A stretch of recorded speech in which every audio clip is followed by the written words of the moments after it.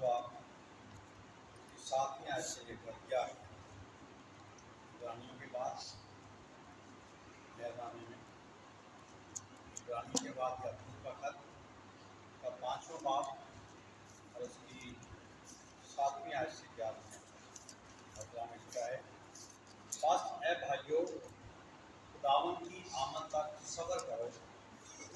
دیکھو کسان زمین کی قیمتی پیداوار کے انتظار میں پہلے اور پچھلے مینہ کے برسنے تک صبر کرتا رہتا ہے۔ تم بھی صبر کرو اور اپنے دلوں کو مضبوط رکھو کیونکہ خداوند کی آمد قریب۔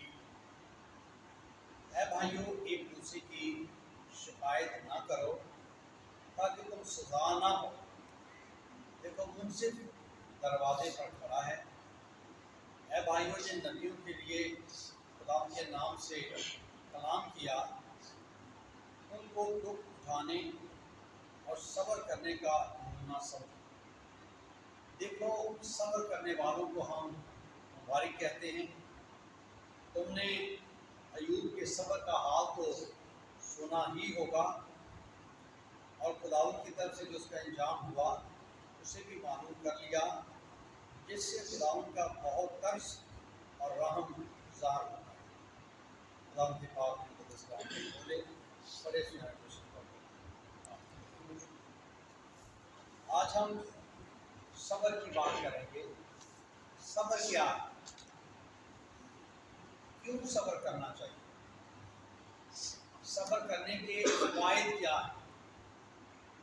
اور صبر کرنا نہایت ہی مشکل کام ہے۔ دنیا میں بہت سے مشکل کام ہیں کہ دنیا کے ان مشکل کاموں میں صبر کرنا ایک نہایت ہی مشکل کام ہے۔ اور آج صبر کے بارے جو یعقوب کے خط سے ہم سیکھتے ہیں، فرماتے ہیں بس اے بھائیو خداوند کی آمد تک صبر کرو۔ خداوند کی آمد تک صبر کرو، جس سے کہا میں جلد آنے والا ہوں۔ جب آئے گا تو ساری باتیں درست ہو جائیں گی، ٹھیک ہو جائیں گی۔ اس کی آمد تک صبر کرو، کیونکہ جب اس کی آمد کی بات کرتے ہیں تو پترس رسول اپنے خط میں فرماتے ہیں کہ کچھ لوگ یہ کہتے ہیں کہ جب سے دنیا بنی اور اب تک دنیا قائم ہے کچھ بھی تبدیل نہیں ہوا، کچھ بھی بدلا نہیں ہے۔ آپ کہتے ہیں وہ جلد آنے والا ہے، اس کے آنے کا وہ وعدہ کہاں گیا؟ جس نے کہا میں جلد آنے والا ہوں، پہلی صدی عیسوی میں جو مکاشفہ کی کتاب 96 عیسوی میں شہنشاہ روم دو امتحان کے عہد سلطنت میں جو مکاشفہ یونانی پر ظاہر ہوا، جس نے اس کو لکھا، پہلی صدی عیسوی کی بات ہے۔ اور اب تک دیکھیں کہ یہی کہا جا رہا ہے کہ جلد آنے والا ہوں، جلد آنے والا ہوں، جلد آنے والا ہوں، لیکن ابھی تک آیا نہیں۔ وہ کہتے ہیں کہ اس کے آنے کا وعدہ کہا گیا، میں کہا تو میں جلد آنے والا ہوں، زمین ویسی کی ویسی ہے، ہر چیز ویسی کی ویسی ہے، تو پھر کیا ہے؟ کہاں گیا اس کا وعدہ؟ لیکن بائبل مقدس میں فرمایا گیا ہے کہ خدا اپنے وعدے میں دیر نہیں کرتا۔ وہ وعدے کرتا ہے، اپنے وعدے اپنے وقت پر پورے کرتا ہے، لیکن وہ اس لیے ٹھہرا ہوا ہے کہ کسی جان کی ہلاکت نہیں چاہتا، بلکہ یہ چاہتا ہے کہ سب کی توبہ تک نہ ہو۔ اب وہ نہیں آیا یا نہیں آ رہا، اس کی وجہ یہ ہے کہ وہ چاہتا ہے کہ سب کی توبہ تک نوبت پہنچے، لوگ توبہ کریں، نجات اور زندگی پائیں، اس لیے ڈیلے ہو رہا ہے، لیکن آئے گا، مگر ضرور آئے گا، اس میں کوئی شک نہیں۔ تم صبر کرو مسیح خدا کے آنے تک۔ اور مثال دی گئی ہے، دیکھو کسان زمین کی قیمتی پیداوار کے انتظار میں پہلے اور پچھلے مینہ کے برسنے تک صبر کرتا ہے۔ ابھی کسان کی مثال دی گئی ہے، وہ کھیتی باڑی کرتا ہے، وہ جب بیج بوتا ہے اپنی فصل کے پکنے کے انتظار میں وہ کم از کم 3 سے 4 مہینے تک ایک فصل کو تیار ہونے میں لگتا ہے۔ وہ 3 سے 4 مہینے تک وہ انتظار کرتا ہے، صبر کرتا ہے کہ میری فصل آئے گی، میں اپنی فصل سے یہ کروں گا، وہ کروں گا، یہ بناؤں گا، وہ بناؤں گا. وہ انتظار کرتا ہے. اس کو تو دیکھو وہ کتنی محنت کرتا ہے، دھوپ میں، گرمی میں، سردی میں، تمام حالات میں وہ سخت محنت کرتا ہے. لیکن اس کے باوجود وہ کیا کرتا ہے، پہلے اور پچھلے دن کے برسنے تک اپنی فصل کے انتظار کے لیے کیا کرتا ہے، صبر. تم بھی صبر کرو. اس کسان کو دیکھو اور لکھا ہے کہ تم بھی صبر کرو اور اپنے دلوں کو مضبوط رکھو کہ خدا کی آمد قریب. اپنے دلوں کو مضبوط رکھو، خدا کی آمد قریب ہے. اے بھائیوں، ایک دوسرے کی شکایت نہ کرو تاکہ تم صدا. شکایت کرنا انسان کی فطرت میں. جب دو آدمی بیٹھے ہوتے ہیں وہ تیسرے آدمی کی شکایت کرتے ہیں، اس نے یہ کیا، اس نے وہ کیا. جب دو اور بیٹھتے ہیں تو تیسرے آدمی کی بات کرتے ہیں، شکایت کرتے ہیں. ہم کئی دفعہ ایک دوسرے کی شکایات کرتے ہیں، اوپر والوں کے ساتھ، نیچے والوں کے ساتھ، عملے کے ساتھ، آگے پیچھے. ہم کئی دفعہ شکایات کرتے ہیں اور روحانی اعتبار سے بھی ہم کئی ایسی شکایات کرتے ہیں. لیکن لکھا ہے اے بھائیو، ایک دوسرے کی شکایت نہ کرو تاکہ صدا نہ پاؤ کہ تم منصف دروازے پر کھڑا ہے. اے بھائیو، جن نبیوں نے خدا کے نام سے کلام کیا ان کو دکھ اٹھانے اور صبر کرنے کا نمونہ سا. اب یہاں بیان کیا گیا ہے کہ وہ نبی جن کے نام سے خدا نے کلام کیا، اور نبیوں کو تم صبر کرنے کے لیے ایک نمونہ سمجھو. نبیوں پیغمبروں نے کتنا صبر کیا. پالوس کے بارے میں کہا جاتا ہے کہ اس کو مارا اگوا چھوڑ کر چلے گئے کہ یہ مر گیا. کچھ وقت کے بعد کیا ہوا، وہ اٹھا پھر شہر میں آ کے منادی کر رہے. تو کہہ رہے اس کو تو ہم نے مار دیا، یہ پھر آ کے منادی کر رہے. یعنی یہ خدا کا وہ صبر تھا جس کو ملا کہ اتنے دکھ اٹھانے کے باوجود بھی اس نے صبر کو اپنے ہاتھ سے جانے نہ دیا. کیا تم بھی صبر کرنے والوں کو ایک نمونہ سمجھو. دیکھو، صبر کرنے والوں کو ہم مبارک کہتے ہیں، جو صبر کرتے ہیں ان کو مبارک کہتے ہیں. بے صبر انسان اپنی زندگی میں کچھ حاصل نہیں کر سکتا جو انتظار نہیں کرتا، جو صبر نہیں کرتا. کلام میں لکھا ہے کہ خداوند کے حضور فروتنی سے رہو کہ وہ تمہیں وقت پر سربلند کرے. سربلندی کا ایک وقت ہے. صبر کے ساتھ انتظار کرو، وقت آئے گا.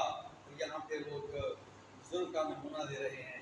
دیکھو، صبر کرنے والوں کو مبارک کہتے ہیں. تم نے ایوب کے صبر کا حال تو سنا ہی، بلکہ جو اس کا انجام ہوا اسے بھی معلوم کر لیا، جیسے خدا کا بہت درد اور رحم ظاہر ہے. اب جو ایوب کی بات ہو رہی ہے نمونے کے طور پر، دیکھیے اس نے کتنا صبر کیا. 10 بیٹے بیٹیاں ایک ہی ساتھ مر گئے، سارا مال ٹوٹ گیا. ایک بیوی رہ گئی، وہ بھی شیطان کے ساتھ مل گئی. اس نے بھی ایوب سے کہا کہ تکفیر کر اور مر جا، جس خدا نے تیرا کچھ بھی نہیں چھوڑا. ابھی بھی کچھ باقی ہے، ابھی بھی اس خدا کی عبادت کرتا ہے، اس خدا کا نام لیتا ہے. تو ایوب نے اپنی بیوی کو جواب دیا. وہ جانتا تھا کہ میری بیوی بھی شیطان کے ساتھ ہے. اس نے اپنی بیوی سے کہا تو نادان اور تو کسی باتیں کرتی ہے. یہ بات تو نے عقل مندی کی نہیں. تو نادان عورتوں کسی باتیں کرتی ہے، جس خدا کے ہاتھ سے ہم دکھ پائیں سکھ نہ پائیں، سکھ پائیں اور دکھ نہ پائیں. اگر خدا میں سکھ دیتا ہے تو پھر تو بڑے خوش ہوتے ہیں، اور دکھ دیتا ہے تو پھر ہم خدا کے نام پر نگفتہ بے باتیں کریں، پھر ہم خدا کا گلہ اور شکوہ کریں، شکایات کریں. ایسا نہیں. تو نادان عورتوں کسی باتیں کرتی ہے، جس خدا کے ہاتھ سے ہم سکھ پائیں دکھ نہ پائیں. تو ایوب کی زندگی کے بارے میں ہم دیکھتے ہیں کہ کتنا بڑا حادثہ اس پر گزرا. شاید ایسا حادثہ کسی کی زندگی پر آج تک نہ گزرا. لیکن وہ کیا کرتا ہے، وہ صبر کرتا ہے، وہ برداشت کرتا ہے، تحمل کرتا ہے، خدا کا شکر ادا کرتا ہے. اس نے خدا کی ذات پر کوئی بلیم نہیں لگایا، کوئی گلہ اور شکوہ نہیں کیا، بلکہ اس نے صبر کیا، شکر کیا اور حالات کا مقابلہ کیا. اور وقت آیا جب خدا نے اسے سرفراز کیا. پھر دوبارہ سے 7 بیٹے 3 بیٹیاں دی، مال دگنا دیا.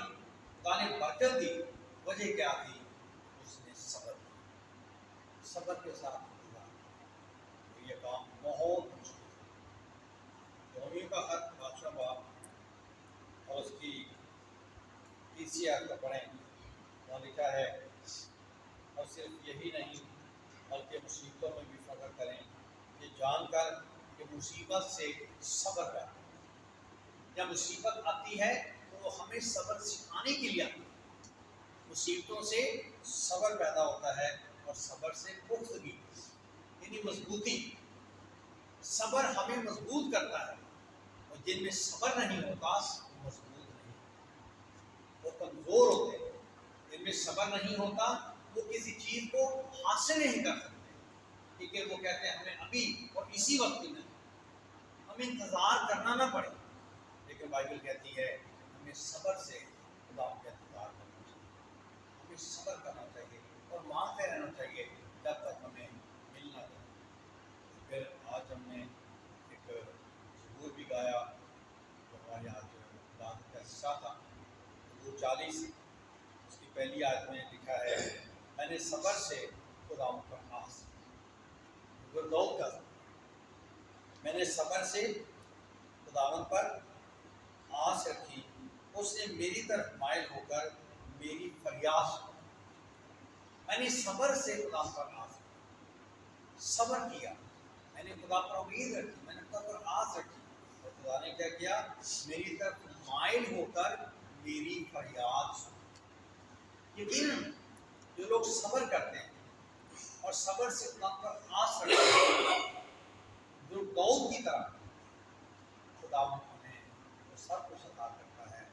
खुदा सब्र करने वाला है। सब्र जिंदगी का बड़ा अहम हिस्सा है। सब्र एक बड़ा मुश्किल अमल है जो इंसान के लिए करना नहायत मुश्किल है। अगर हम सब्र करेंगे तो सब्र के बाद हमारे लिए अजर, सब्र करेंगे तो सब्र के बाद हमारे लिए खुदा की बड़ी बरकत। इसलिए अपनी ज़िंदगी में सब्र करना सीखें। सब्र करेंगे तो खुदा हमारी ज़िंदगी में बड़े बड़े काम करेगा, बड़ी बड़ी बरकत अता करेगा। अगर बेसब्र हो जाएंगे तो फिर कुछ भी हासिल नहीं कर सकते। आज की कलाम